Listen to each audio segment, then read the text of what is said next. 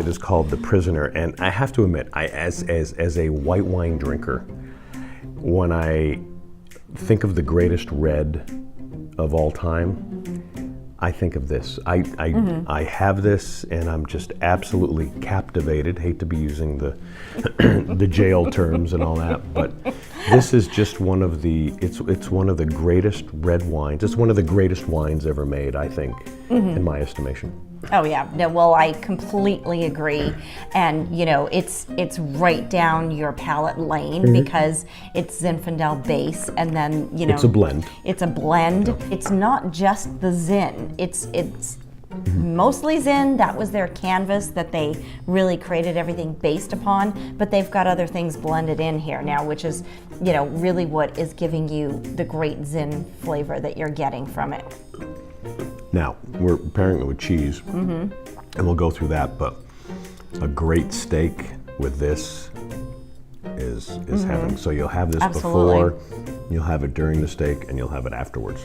And honestly, I think if you have a really nicely well-seasoned lamb with rosemary, I think this complements it too, because I think the fruit just brings out the sweetness of the lamb, and it makes it really delicious. If you do a lamb with the rosemary and the garlic in there, this is like an essential.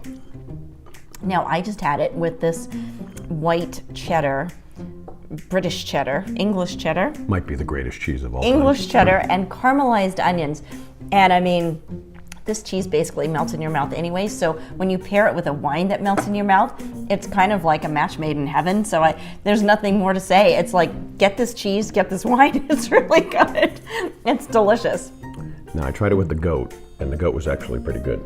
Really? Wow. Well, see, that's interesting because you wouldn't think that the No, goat could you hold wouldn't. up to such a heavy wine. Brie goes great with it, so you can't go wrong. I mean, for the most part, you're pairing it with something that can hold up to it. It's gonna complement it no matter what.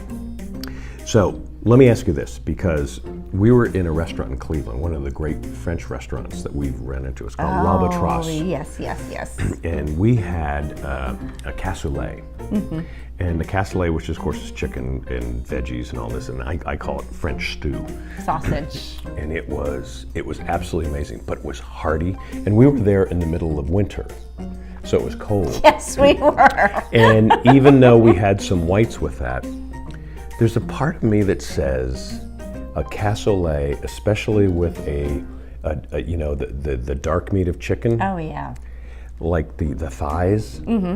This Oh, phenomenal. Yeah, be incredible absolutely. with that. Absolutely. Yeah. Yep, absolutely. I'm totally down with that all the way because, you know, you take a great Zinfandel and you pair it with French food, it's going to work because the French food is very rich and delicious. Yeah. This is always going to go with it, you know, so. it's just screaming for the herbs. Yeah.